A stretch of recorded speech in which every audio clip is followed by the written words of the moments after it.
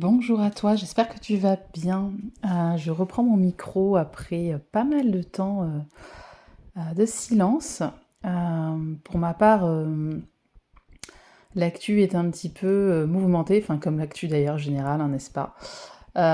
Mais j'avais quand même envie, voilà, de continuer à publier des podcasts assez régulièrement.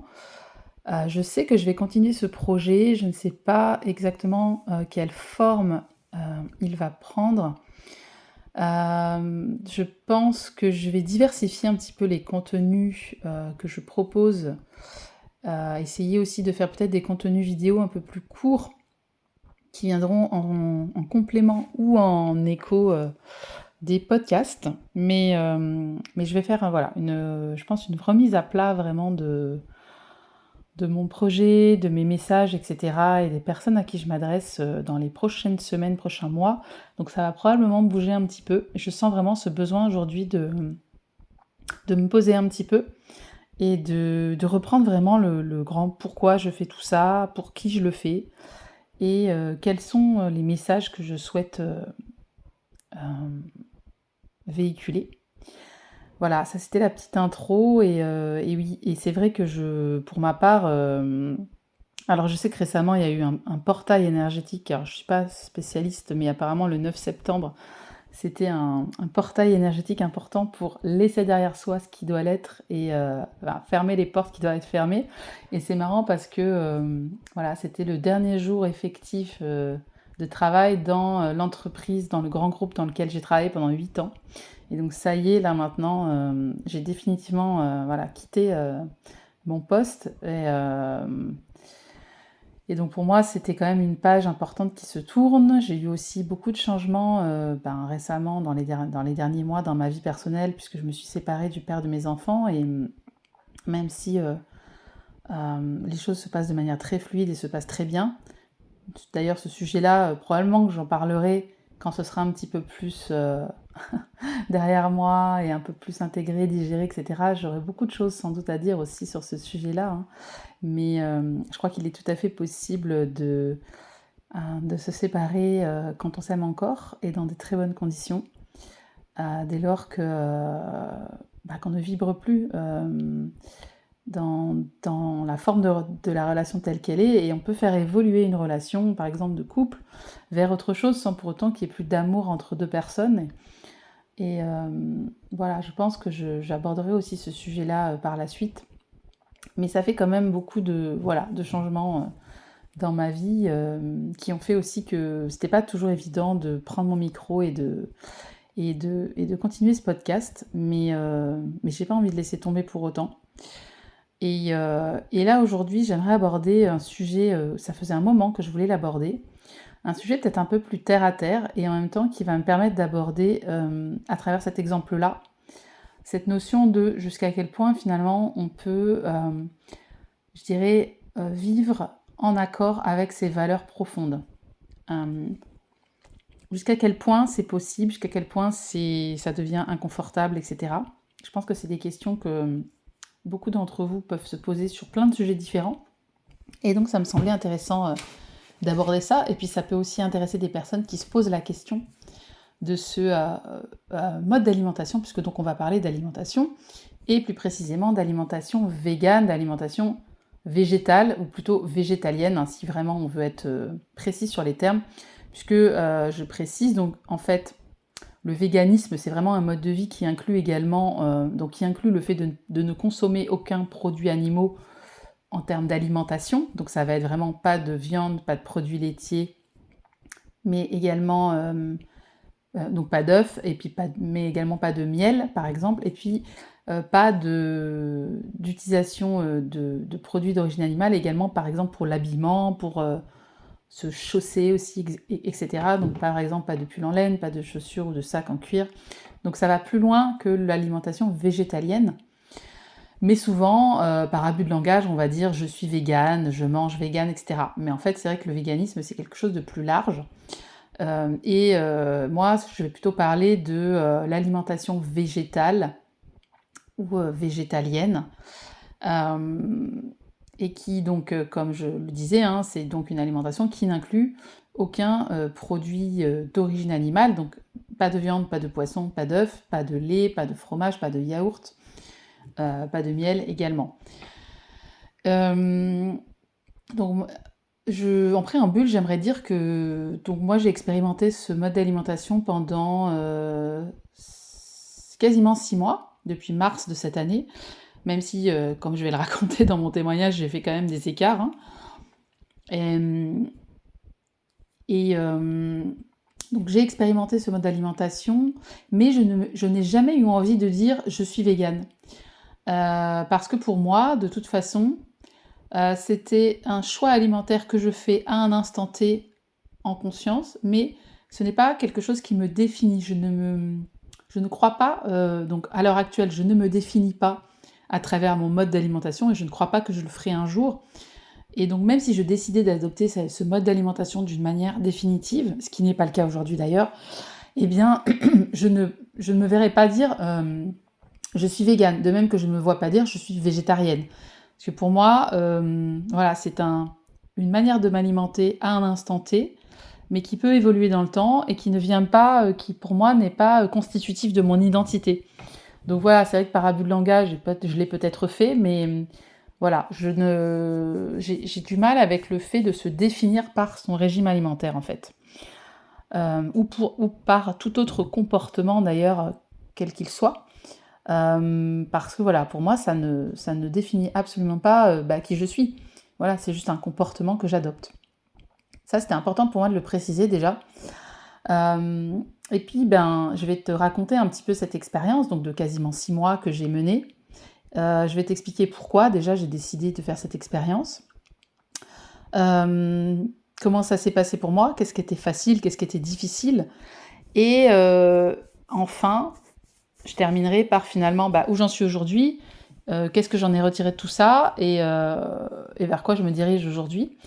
Voilà, ça reste mon simple témoignage, hein, c'est simplement voilà, pour partager autour de ce sujet-là. Et bien évidemment, chacun est différent, chacun fait des expériences différentes. Et moi, je crois que l'important dans tout ça, c'est justement mais ça je le dirai sûrement dans la conclusion, mais c'est que ce que je trouve intéressant finalement, c'est d'expérimenter des choses et de remettre en question peut-être des habitudes qu'on peut avoir, des conditionnements qu'on a pu avoir dans notre éducation, que ce soit notre famille ou la société dans laquelle on vit. Voilà, moi ce qui m'intéresse toujours dans tout ce que je mène, dans tout ce que je fais, c'est de me dire ok, j'expérimente quelque chose et au cœur de cette expérience-là, je vais ressentir des choses et je vais voir comment je me sens. Et à partir de là, je pourrai décider finalement ce qui est juste pour moi ou ce qui ne l'est pas. Et ça, tu verras, c'est quelque chose que j'ai mené par rapport à l'alimentation, mais que je mène finalement dans tous les domaines de ma vie.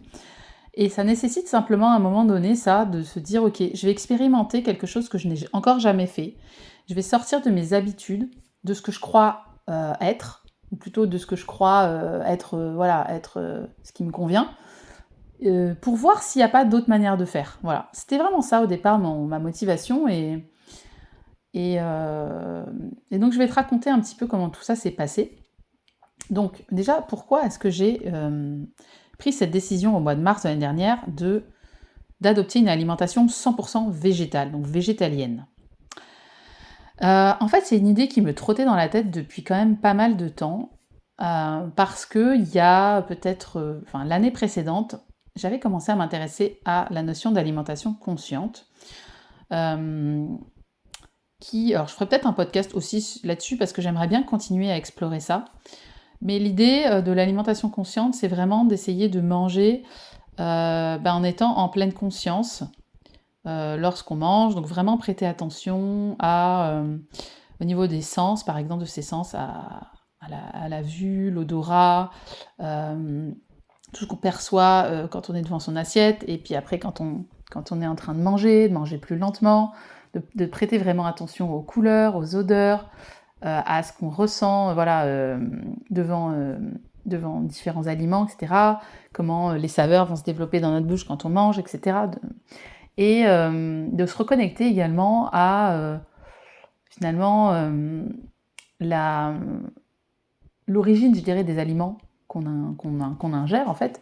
Je ne sais pas s'il y en a d'entre vous qui connaissent, mais il y a cette fameuse petite expérience du grain de raisin que j'aime beaucoup, où en fait on va manger justement ce grain de raisin en pleine conscience, et à la fin on va vraiment aller, une fois qu'on a ingéré le grain de raisin, etc., et qu'on ressent même au niveau de cellules, voilà, que nos cellules sont heureuses d'être nourries, on ressent presque voilà, le glucose qui rentre dans les cellules, c'est assez chouette. Et on se reconnecte également à la gratitude qu'on éprouve pour ce grain de raisin et pour tout ce que ça a demandé pour que ce grain de raisin arrive jusqu'à nous. Et notamment aussi, on se reconnecte à l'origine. D'où vient ce grain de raisin? Donc on a la terre qui a porté le pied de vigne, qui a produit ce grain de raisin, aux humains qui ont permis à ce grain de raisin de pousser et d'arriver jusqu'à nous. Et donc forcément, toute cette démarche de l'alimentation consciente, donc que j'ai un petit peu expérimentée comme ça par-ci par-là, et que j'avais trouvé intéressante, elle m'avait quand même mis le doigt sur quelque chose d'intéressant, c'est que je n'arrivais absolument pas à manger de la viande en pleine conscience. Je n'arrivais absolument pas, et c'est là où je me suis rendu compte qu'en fait, quand je mangeais de la viande, j'étais dissociée de moi-même en fait. C'est-à-dire que je suis tout à fait capable de manger de la viande et de prendre plaisir à manger de la viande, et encore aujourd'hui je pense, peut-être pas toutes les viandes, mais certaines. Mais en fait, le souci c'était que dès que je commençais vraiment à mastiquer, à prendre le temps et à me connecter à l'origine de l'aliment, d'où vient cet aliment, etc., j'avais des images d'abattoirs, j'avais vraiment l'impression de mastiquer un cadavre d'animal, et ça a commencé un peu à me questionner tout ça. Je me suis dit, mais en fait, si je suis pas capable de manger de la viande en pleine conscience, alors pourquoi est-ce que j'en mange en fait? Et donc il y a eu ça déjà qui avait commencé un petit peu et puis en fait, j'ai mangé de moins en moins de viande à partir de là. Et puis après, je dirais que c'est en m'intéressant un petit peu aussi, et puis en plus de par ma formation d'ingénieur agronome, je suis quand même un peu au fait de la manière dont sont produits les ingrédients d'origine animale, donc que ce soit la viande, mais aussi les produits laitiers ou les œufs. Et j'ai réalisé qu'en fait, la manière dont est produit le lait et dont sont produits les œufs, par exemple, moi je cautionnais absolument pas en fait les conditions en fait de production de ces aliments-là également, même si pourtant on ne tue pas un animal en les produisant. Et donc déjà il y avait ça, je me suis dit mais en fait j'ai plus envie d'ingurgiter des choses avec lesquelles fondamentalement je ne suis pas en accord en fait. Et puis après, je me suis aussi questionnée finalement sur quand bien même en fait ce seraient des conditions, on va dire tout à fait acceptables en termes de bien-être animal, etc. Je me suis vraiment posé cette question mais finalement, est-ce qu'il n'y a pas réellement un problème éthique dans le fait qu'une espèce, donc l'espèce humaine en l'occurrence, exploite d'autres espèces pour tout simplement leur prendre, soit les tuer pour les manger, soit leur prendre leur lait, alors qu'il ne nous est absolument pas destiné au demeurant, leurs œufs, leur pelage, etc. Je me suis dit, mais il y a fondamentalement un problème là-dedans, en fait, qui me semblait... je me suis dit, mais en fait, moi, ma vie ne dépend pas, je peux très bien me passer, en fait, de cette exploitation animale. C'est pas comme si, effectivement, je vivais dans des conditions où ma vie dépendait effectivement de ça. Et donc, petit à petit, je me suis dit, mais c'est vrai qu'en fait, fondamentalement, je ne suis pas d'accord d'un point de vue éthique avec le fait que nous, les humains, nous exploitions comme ça d'autres espèces, dans le simple but de les utiliser pour ce qu'elles produisent. Et donc, il n'y avait pas simplement le fait de tuer un animal qui me posait un problème, mais le fait d'exploiter une espèce animale, quelle qu'elle soit. Et donc, je me suis questionnée pas mal un petit peu sur le végétarisme, qui était déjà pas mal acquis pour moi, mais également donc, le végétalisme, le véganisme, donc. Mais j'en restais là en me disant, mais bon, moi, il faut dire que je suis une grande consommatrice de fromage, de yaourt, ça c'est... d'œufs aussi un peu dans une moindre mesure, mais c'était surtout les produits laitiers, enfin le fromage, où je me suis dit, mais c'est vraiment pas possible pour moi ce serait vraiment trop contraignant. Je me disais, mais végétalisme, c'est vraiment trop contraignant Parce que finalement, voilà, des produits laitiers, il y en a partout, des œufs aussi. Donc ça me semblait vraiment complètement inatteignable en fait, infaisable. Et finalement, je ne sais pas si tu te rappelles, si tu as suivi ce podcast, mais en mars de cette année, là, je suis allée faire un séjour dans un écolieu euh, vegan qui s'appelle Eotopia. Il n'y a pas beaucoup d'écolieux en France qui ont vraiment posé le fait enfin, cette démarche de véganisme sur leur lieu. Et je suis allée passer une semaine là-bas et c'est vrai que j'ai pu expérimenter qu'en fait, c'était tout à fait possible de se régaler en mangeant vegan pendant une semaine et je me suis vraiment dit, mais en fait, la viande ne me manque pas, les produits laitiers ne me manquent pas, les œufs ne me manquent pas. Et ça m'a pas semblé du tout compliqué en fait, ça m'a semblé très simple. Et du coup, je me suis dit, tiens, je suis sur ma lancée, j'ai fait une semaine, allez, on pourrait continuer. D'où ça montre vraiment dans les changements d'habitude quand même l'intérêt des fois de s'entourer de personnes qui vont nous inciter à rentrer dans une habitude et d'être dans un cadre propice, parce que ça permet de se lancer et ensuite c'est beaucoup plus facile de maintenir une habitude. Donc là, voilà, c'est valable pour mon exemple ici, mais c'est valable pour plein d'autres choses en fait. Et donc je reviens des Utopia et je me dis finalement, allez, je vais continuer. Et parce que je me suis dit, finalement, le monde il est tel qu'il est, mais toi, tu as quand même cette possibilité, 3 fois par jour quand tu manges, d'affirmer tes valeurs et de choisir vraiment le monde que tu veux cautionner, en fait. Et je me suis dit, mais quoi de plus puissant, en fait, que cet acte-là, en fait, que de dire, non, voilà, moi je refuse, alors bien évidemment, donc tout ce qui était viande, voilà, mais il y avait aussi, voilà, je refuse par exemple la manière dont on traite les vaches laitières,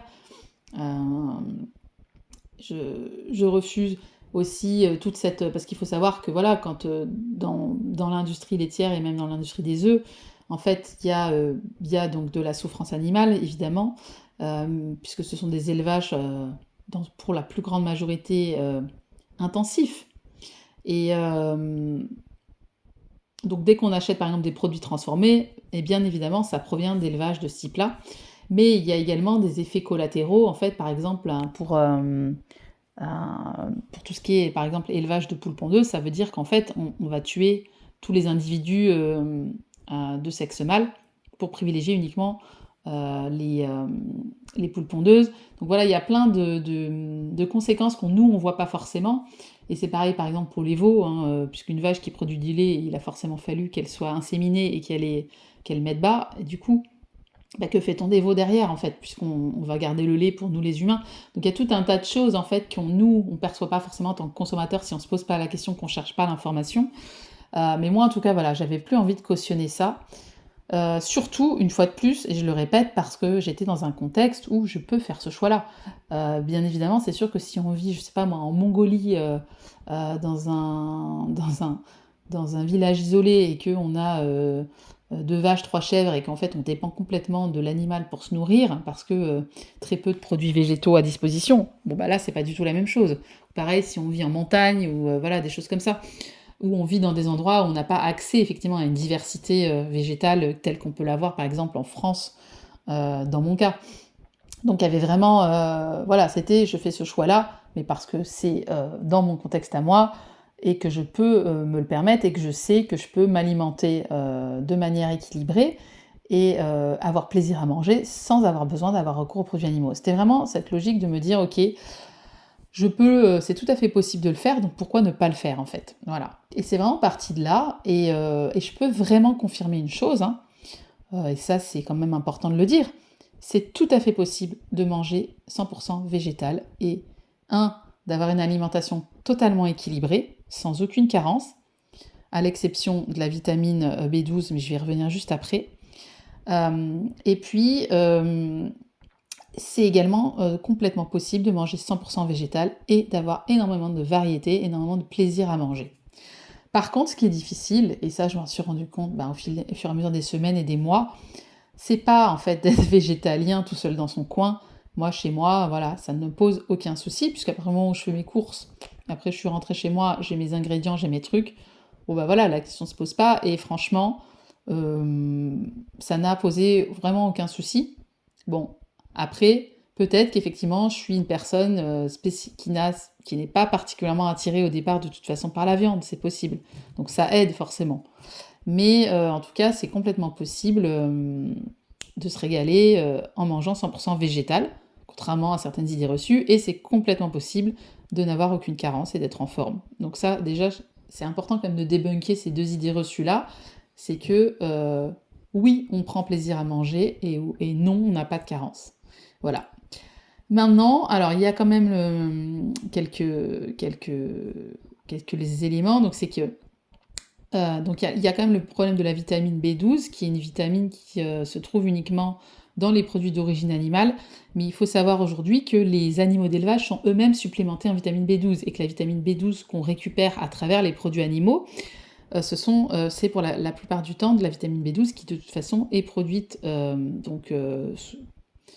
par le recours aux biotechnologies, donc la même vitamine B12 que les végétaliens vont acheter et se supplémenter donc en pharmacie ou magasin bio, etc. Donc effectivement, c'est de la vitamine de synthèse, qui est produite par des bactéries en réacteur, en fermentation.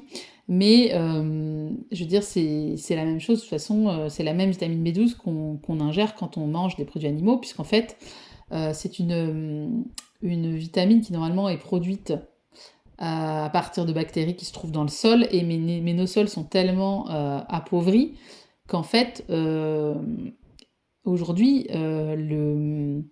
les animaux d'élevage n'ont pas accès à cette vitamine et doivent être supplémentés. Donc ça, c'est quand même important de le préciser pour les gens qui diraient « Ah oui, les végétaliens, ils se supplémentent en vitamine B12 qui est produite en fermenteur, etc. » Oui, mais de toute façon, c'est aussi le cas finalement quand vous mangez des produits d'origine animale dans une grande majorité des cas en fait. Hein. Donc voilà, je referme quand même cette petite parenthèse. Mais effectivement, il faut savoir que si on mange une alimentation végétarienne et a fortiori végétalienne, il est indispensable de se supplémenter en vitamine B12 parce qu'en fait, on a 4 ans de stock à peu près de cette vitamine-là dans le corps. Donc effectivement, vous n'allez pas, si vous commencez un régime végétalien, vous n'allez pas au bout d'un mois être carencé en vitamine B12, ça va prendre un peu de temps. Par contre, à partir du moment où vous êtes carencé, il peut y avoir des conséquences extrêmement graves au niveau du fonctionnement cérébral. Donc vraiment, c'est important d'en avoir conscience et dès lors qu'on décide de devenir végétarien, végétalien sur le long terme, il faut absolument se supplémenter. Donc il y a différentes manières possibles de le faire. Ça peut être de manière journalière, ça peut être une ampoule une fois par semaine, etc. Ça peut être des cures intensives pendant un certain temps, et puis après on arrête, et puis après à nouveau une cure. Il y a plein de manières, mais en tout cas, c'est certain que si on est végétarien, végétalien sur le long cours, si on ne se supplémente pas en B12, on peut avoir de très graves problèmes de santé, donc vraiment ne pas rigoler avec ça. Donc, je reviens un petit peu sur la partie... donc, sur la partie carence, en fait, à partir du moment où on équilibre l'apport en protéines en variant les sources de protéines et en intégrant énormément de protéines d'origine végétale dans son alimentation, notamment via les légumineuses, donc tout ce qui est pois chiches, lentilles, haricots rouges, haricots blancs, pois cassés, etc., on n'aura pas de problème déjà d'apport en protéines. Donc ça c'est important de le savoir. Et moi c'est vrai que très rapidement, en fait, je me suis tournée vers les légumineuses. Hein. J'ai intégré au moins une fois par jour des légumineuses dans mon alimentation, aux côtés des féculents, des céréales, et puis également d'oléagineux, qui vont aussi, les oléagineux, par exemple, venir remplacer tout ce qui va être, par exemple, le beurre ou même le fromage, parce que vous avez par exemple des purées d'oléagineux qui sont super bonnes, super gourmandes. Et l'autre jour, je me suis fait un petit test, parce que donc voilà, je suis plus maintenant 100% végétalienne. Je me suis fait un petit test comté. J'ai fait une battle entre du comté et une purée d'oléagineux aux 4 noix, que j'adore, de la marque. Je ne sais plus, je ne me rappelle plus le nom, mais c'est une purée qu'on trouve en magasin bio avec 4 noix différentes qui est absolument délicieuse. Et ben, je me suis dit au final que je préférais la purée aux 4 oléagineux versus le comté. Alors pourtant, j'étais une grande consommatrice de comté. Donc voilà, il y a pas de souci à ce niveau-là. Et, et là, j'ai fait également un stage, donc pendant l'été, un stage d'alimentation végétale. Euh, et par exemple, j'ai découvert tout un tas de nouveaux aliments, par exemple les protéines de soja déshydratées, que vous pouvez utiliser par exemple en remplacement de la viande hachée dans une bolognaise. Euh, Tout ce qui va être par exemple... enfin, moi je connaissais déjà pas mal de choses, hein, mais j'ai découvert aussi des épices un peu différentes. Je sais que j'ai intégré euh, par exemple le gomasio, donc qui est du sésame toasté, le za'atar, qui est une épice libanaise. Euh, Par exemple également... ah, je trouve plus mes mots. Bref, bon, c'est pas grave.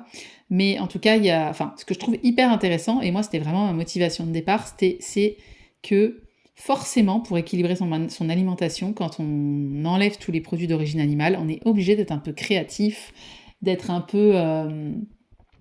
de s'ouvrir à d'autres aliments. Et ça, pour le coup, c'est vraiment, je crois, quelque chose qui m'a beaucoup intéressée, qui m'a beaucoup plu dans cette expérience. C'est le fait d'être créative dans ma manière de m'alimenter. Je crois que c'est vraiment quelque chose qui m'a motivée, en fait, au départ. Et c'était ce côté... bah, du coup, forcément, on essaye de jouer sur les couleurs, de jouer sur les saveurs, sur les épices. Et moi, c'est quelque chose que j'aime beaucoup. Donc voilà, on se tourne forcément vers une cuisine plus créative. Parce que c'est sûr, hein, vous pouvez aussi vous dire je suis végétalien et manger que des pâtes, mais vous allez, avoir des problèmes de carence assez rapidement, et puis en plus, vous allez beaucoup vous ennuyer au bout d'un moment. Donc forcément, voilà, ça oblige à sortir de ses habitudes, hein, et à essayer d'autres choses. Et ça, moi, c'est vraiment quelque chose qui m'a beaucoup, beaucoup plu. Et en fait, alors une fois de plus, peut-être que c'est parce que j'aime bien ce genre d'alimentation-là, un petit peu coloré, un petit peu épicé. Et pour la petite anecdote, ouais, c'est marrant parce que pendant des années, mon resto préféré, et ça l'est encore d'ailleurs, à Montpellier, puisque j'ai habité pas mal d'années à Montpellier et j'y vais encore de temps en temps, en fait, c'était un resto végétalien. Et je ne m'en étais même pas rendu compte. Jusqu'au jour où mes potes m'ont fait: mais putain, tu nous saoules avec ton resto vegan, là, nous on a envie de manger un steak. Et là d'un coup je fais: ah bah oui, c'est vrai, j'avais même pas capté. Donc c'est pour dire à quel point moi ce mode d'alimentation m'a toujours quand même pas mal attiré, hein. C'est pour ça que honnêtement, voilà, moi les gens à qui je disais bon bah je commence un régime végétalien, j'expérimente en tout cas un régime végétalien, et qui me regardaient avec des yeux genre oh là là ma pauvre, ça doit être dur et tout ça, qui prenaient vraiment un air désolé. Moi j'étais ah bah non, non pas du tout, enfin je le ferais pas si j'avais pas envie quoi.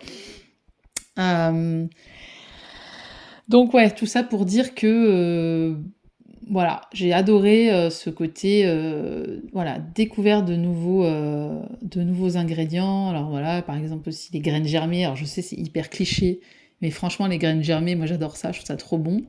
Et c'est joli en plus. Voilà, enfin, il y a vraiment une diversité d'aliments hyper intéressante. Alors après, pas, moi je sais que j'évite vraiment d'acheter des produits transformés dédiés aux véganes, où vraiment je le fais de manière hyper anecdotique, parce que pour moi, en fait, la démarche, elle n'est pas de me dire je deviens végane, enfin je mange végétalien, mais c'est pour acheter des produits ultra transformés avec de l'emballage en supermarché, etc.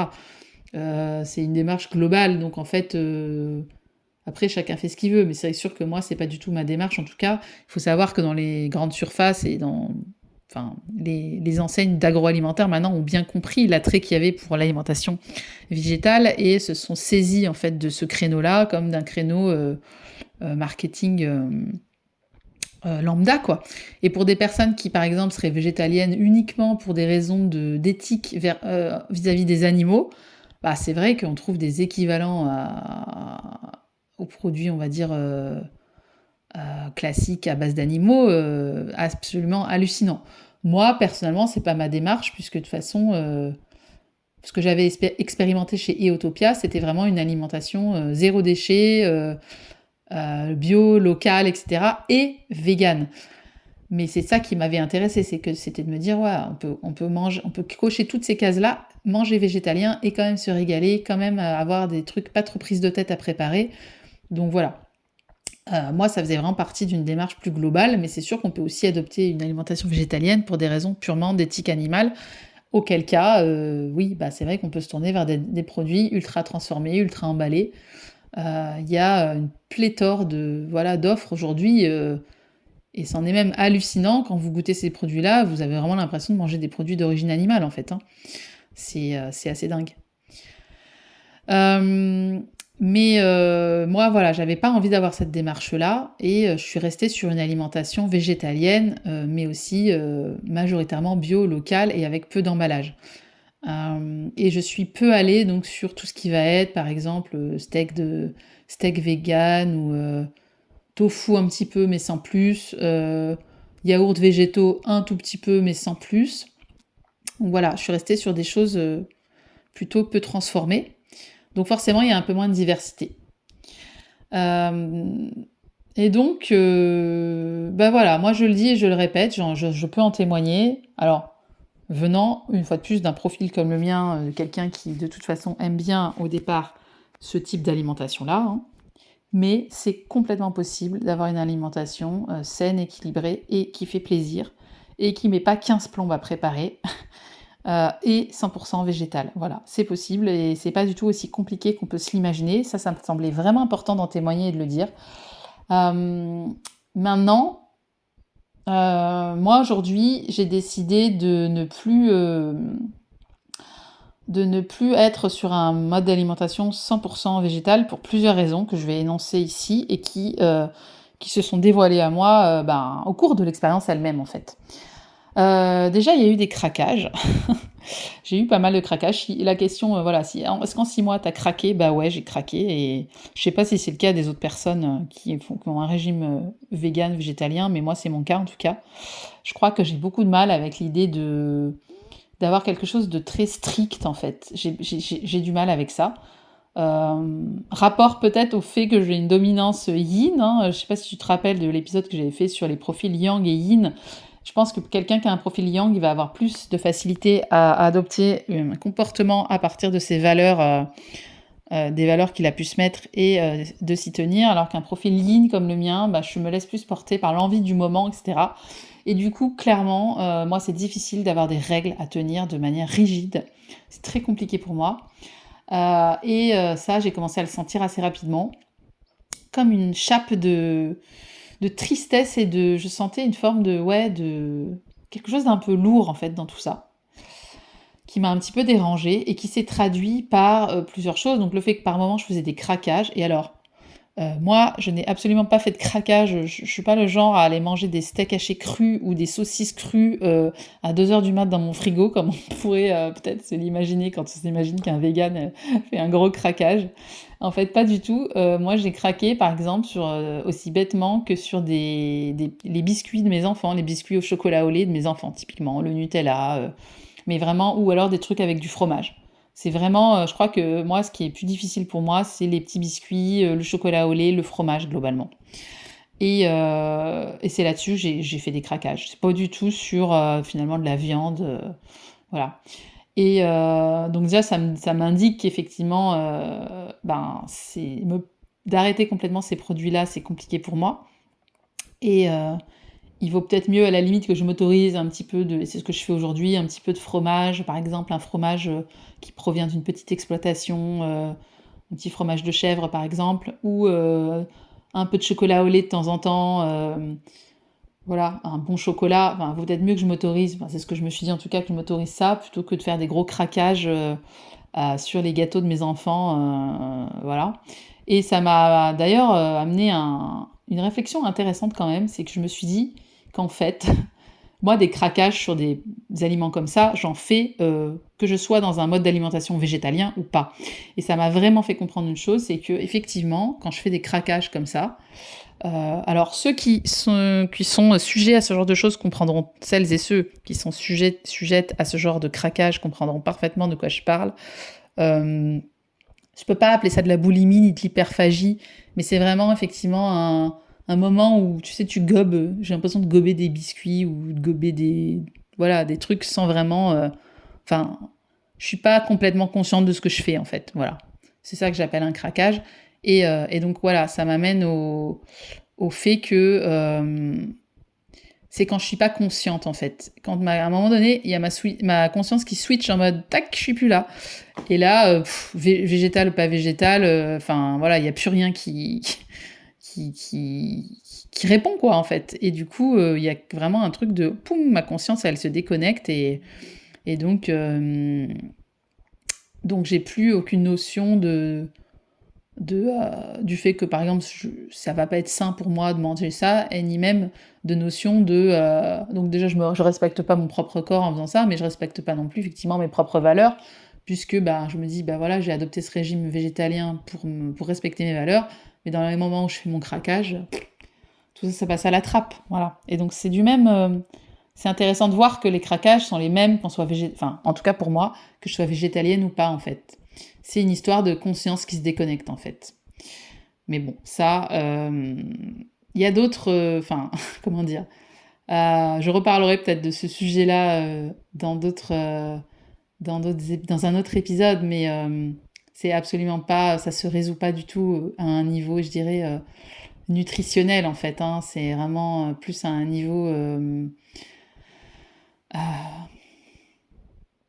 émotionnel. Et encore. Bref, sujet complexe, je l'aborderai en temps voulu. Mais tout ça pour dire que voilà, j'ai fait des craquages à ce niveau-là. Et du coup, je me suis dit, bon, est-ce bien raisonnable de continuer quand je vois que je fais de toute façon des craquages. Et puis, il y a eu aussi, ben, évidemment, le problème de quand je mange au resto, le problème de quand je mange chez des gens.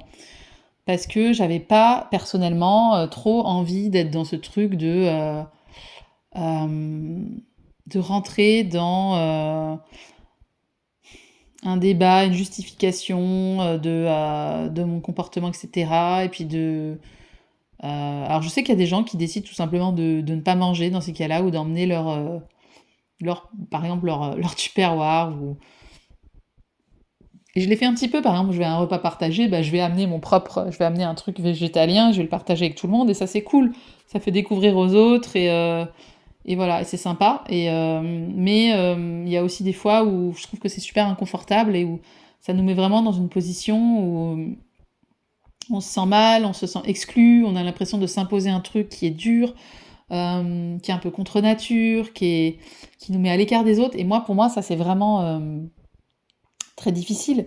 Peut-être plus que pour d'autres personnes. Moi, je pense avoir une blessure du rejet assez importante chez moi, et probablement que ça vient raviver ça aussi, je ne sais pas trop, mais en tout cas, cette sensation de m'exclure du groupe par mon régime alimentaire, elle est très, très difficile pour moi. Et aussi cette sensation de ne pas pouvoir goûter, par exemple, à des choses qui vont potentiellement me faire envie. Euh, voilà, tout ça me crée aussi un inconfort assez important.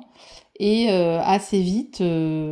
Alors, je fais quand même une petite parenthèse pour dire que je respecte complètement les gens qui ont fait ce choix d'être végétalien, vegan, et qui l'assument complètement partout où ils vont, et ils vont expliquer leur choix, parler de leur choix.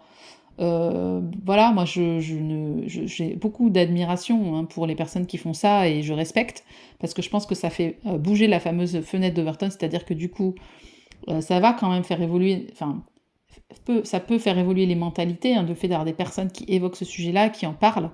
Mais moi, je ne me sens tout simplement pas appelée à faire ça et en posture de faire ça. Et j'en ai tout simplement pas, j'ai pas envie d'être cette personne-là aujourd'hui, je me sens pas appelée à ça. Moi, j'avais simplement ouais, donc du coup, tout ça pour dire que assez vite, je me suis dit, bon, ce que je peux faire à la limite, c'est avoir une alimentation végétalienne quand je suis donc toute seule chez moi, quand je me fais mes repas, quand je cuisine, ou même quand j'invite des gens à manger chez moi, je peux faire un repas 100% végétal, et voilà, ça permet aux autres de découvrir, etc. Donc ça, aucun souci. Mais par contre, quand je suis au resto, quand je suis à l'extérieur, ça va être compliqué d'avoir une alimentation 100% végétale. Et du coup, je m'autorise à goûter d'autres choses. Et je me suis dit, comme ça me permet d'avoir un équilibre qui me semble pas mal. Donc visiblement, ça s'appelle être flexitarien de faire ça. Ben voilà. Je pensais pas que c'était ça la définition de flexitarien. Je pensais que flexitarien, c'était beaucoup plus... c'était quelqu'un qui mange peu de viande, mais qui en mange quand même de temps en temps. Bon, en tout cas, voilà. Moi, c'est plutôt... en tout cas, maintenant, mon mode d'alimentation, c'est plutôt ça. C'est végétalien 99%, enfin 90% du temps quand je suis voilà, chez moi, toute seule, etc. Ou que je cuisine même pour les autres. Mais après, à l'extérieur, beaucoup plus souple. Et je sens que voilà, ça m'enlève un poids, que il faut savoir aussi que voilà, moi j'ai des enfants, donc je peux pas imposer en plus cette alimentation-là à mes enfants. Donc ça aussi, bah, c'est vrai que je peux pas ne pas avoir voilà, d'aliments d'origine animale chez moi. Donc ça aussi, c'est pas forcément simple. Mais en tout cas, cette expérience, voilà, aujourd'hui où j'en suis, c'est ce que j'expliquais juste avant. Je ne sais pas comment ça va évoluer du tout. Je ne pense pas que je reviendrai à un mode d'alimentation complètement classique comme j'ai pu avoir par le passé. Parce qu'il y a clairement des aliments, par exemple comme la viande hachée, qui me... Voilà, la plupart des viandes qui m'attirent plus du tout. Mais même le lait, voilà, c'est quelque chose que je ne pense pas réintégrer dans mon alimentation. Enfin, faut jamais dire jamais après, mais franchement, je pense pas.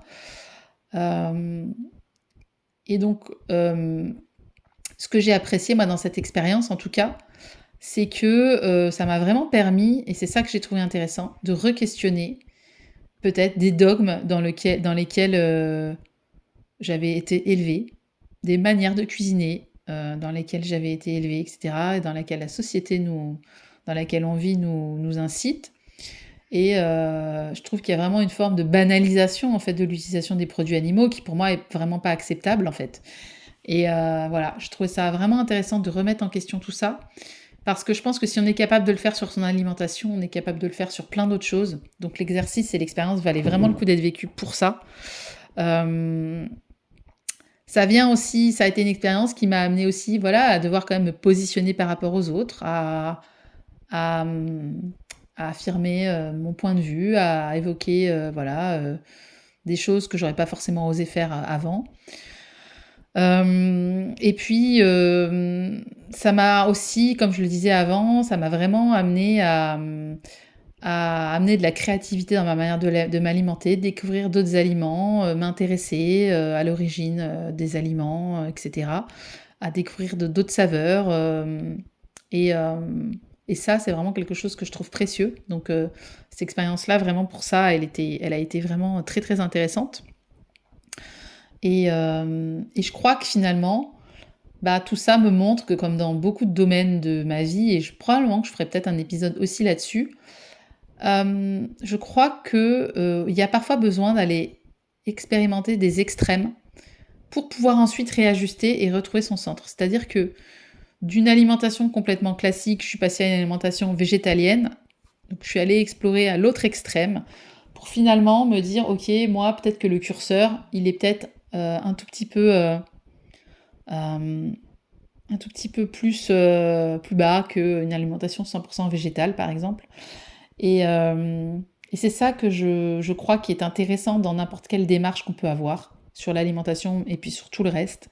Je sais pas, ça va être, par exemple, quand on commence à remettre en question, je sais pas moi, la manière de s'habiller, la manière de se déplacer, la manière de se maquiller, eh ben, je crois que s'il y a vraiment un moment où il faut peut-être effectivement se mettre des règles de bon, allez, j'arrête complètement tout et j'expérimente un extrême.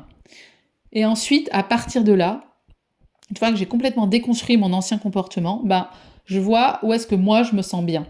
Voilà. Mais ça nécessite quand même, bah, comme j'ai pu le faire moi au début, quelques mois où on va vraiment explorer la polarité inverse pour vraiment se rendre compte de ce que c'est. Voilà. J'aurais pas pu, je pense, me positionner aujourd'hui comme je le fais sur l'alimentation et sur ce qui est bien et juste pour moi si j'étais pas allée explorer une alimentation 100% végétale, quoi. Donc je suis vraiment, voilà, je regrette absolument pas cette expérience. Et, euh, et voilà, aujourd'hui, je ne sais absolument pas, c'est pour ça que je n'ai jamais voulu de toute façon me dire végane ou végétalienne, parce que voilà, une fois de plus, c'est pas constitutif la manière de s'alimenter de notre identité, selon moi. Et voilà, aujourd'hui, je suis végétalienne à 90% du temps. Est-ce que demain, ce sera la même chose? Est-ce que je vais redevenir 100% végétalienne? Peut-être. Est-ce que je vais l'être moins? Je ne sais pas du tout. Mais en tout cas, je vous encourage vraiment, si vous avez vous questionnez par rapport à ce mode d'alimentation, vous vous sentez attiré par ça, voilà, à vous autoriser peut-être aussi pendant quelques semaines, quelques mois, à vraiment essayer d'aller dedans pour sentir voilà, si ça vous convient ou pas et comment vous vous sentez en fait par rapport à ce mode d'alimentation. Et je vous encourage vraiment à le faire dans tous vos autres domaines de vie en fait, parce que si on ressent parfois une culpabilité ou des questionnements par rapport à nos comportements, c'est bien qu'il y a peut-être quelque chose à réajuster. Et voilà, il faut se donner les moyens d'aller explorer autre chose. En tout cas, ben voilà, c'est mon point de vue. Et voilà. De toute façon, c'est aussi la conclusion que j'avais tirée de ce stage d'alimentation végétale que j'étais allée faire à l'Oasis des Âges cet été. C'est vraiment que oui, c'est possible. Quand on a envie de vivre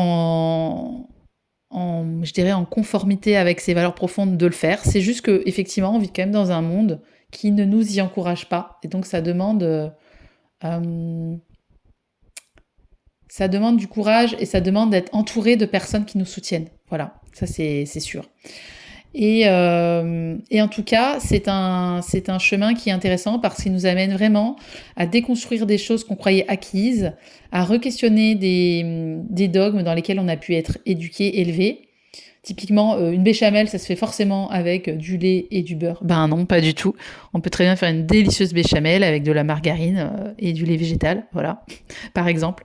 Ah oui, et petit aparté, moi j'étais restée sur le souvenir de la margarine fruits d'or de quand j'étais gamine, parce que ma mère achetait ça, parce que mon père avait du cholestérol, et du coup on avait droit à des sandwichs pain de mie, fruits d'or, jambon, et j'ai encore la nausée rien que de penser à ces sandwichs. Je sais pas s'il y en a qui ont connu ce genre de sandwich. Est-ce que c'était une mode dans les années 90, comme beaucoup d'aliments que j'ai pu avoir dans mon enfance? Je ne sais pas. Mais en tout cas, voilà, moi ça m'avait totalement dégoûté de la margarine, et ben je peux vous dire qu'aujourd'hui il y a des margarines bio qui sont délicieuses, enfin moi je trouve ça quasiment aussi bon que du beurre, même si c'est un peu différent. Et bon voilà, comme quoi j'étais restée sur l'idée que la margarine c'était dégueu, mais en fait non. Et oui, moi ça m'a amené aussi voilà à amener de la créativité, de la beauté, et plus aussi, et ça je l'ai pas forcément précisé dans mon podcast là, mais ça m'a aussi amené à mieux équilibrer, je pense, mes repas. Parce que quand on met de la conscience sur ce qu'on mange, puisqu'on se dit, bah, ok, je vais pas avoir de produits animaux, donc il va falloir que je trouve mes protéines et tous mes apports nutritionnels dans du végétal. Donc, on met plus de conscience sur ce qu'on mange, c'est certain. Et donc ça aussi, voilà, ça m'a vraiment amené à me tourner vers d'autres aliments. Et donc ça, c'était très chouette. Et suite à ce stage d'alimentation végétale, j'ai aussi adopté pas mal d'habitudes un peu plus, on va dire, acheter davantage de vrac, etc. Donc ça m'a un peu fait un reset de ma manière d'acheter mes aliments et de les cuisiner. Donc c'était chouette. Voilà pour cette expérience avec l'alimentation végétale. On verra où tout ça me mène. Peut-être que je referai à nouveau un point d'ici quelques mois pour vous raconter où j'en suis. Mais voilà, aujourd'hui, effectivement, je me dis plutôt que de me faire des petits craquages, des gros craquages même, sur les gâteaux de mes enfants, plutôt assumer le fait que pour moi, c'est trop difficile d'être sur du 100% végétalien parce que voilà, la convivialité, le fait de goûter des aliments... et le fait de me faire plaisir sont vraiment, vraiment très importants chez moi. Et du coup, voilà, je crois que ça me mettait vraiment trop de lourdeur et d'inconfort et qu'à un moment donné, voilà, il a fallu que je prenne en compte ça aussi et que je réajuste pour pas que ça devienne quelque chose de pesant et d'enfermant en fait. Et de toute façon, si tu expérimentes un régime végétalien, tu vas le sentir, ce moment où tu sens que là, on est dans un truc où le mental, il a pris le contrôle et où on n'est plus dans quelque chose de vivant, on est arrivé à une forme de rigidité qui n'est pas bonne. Voilà, en tout cas, ça a été le cas pour moi et, euh, et donc, voilà, je fais le choix aujourd'hui de m'autoriser un petit peu des écarts parce que de toute façon, ben, j'ai pas. Enfin, je pouvais pas arrêter ces craquages-là, en fait. Donc, plutôt que de faire des craquages, je préfère m'autoriser en conscience des petits écarts. Voilà. Et je crois que ça, c'est valable aussi de manière générale, végétalien ou pas, par rapport à l'alimentation. Euh, voilà, voilà. Écoute, j'espère que cet épisode, qui était un petit peu quand même bordélique, hein, maintenant que ça partait un peu dans tous les sens, mais j'espère que ça t'a apporté des éléments de réflexion en tout cas. Et ben, je te dis à très vite pour un prochain épisode. Mouah.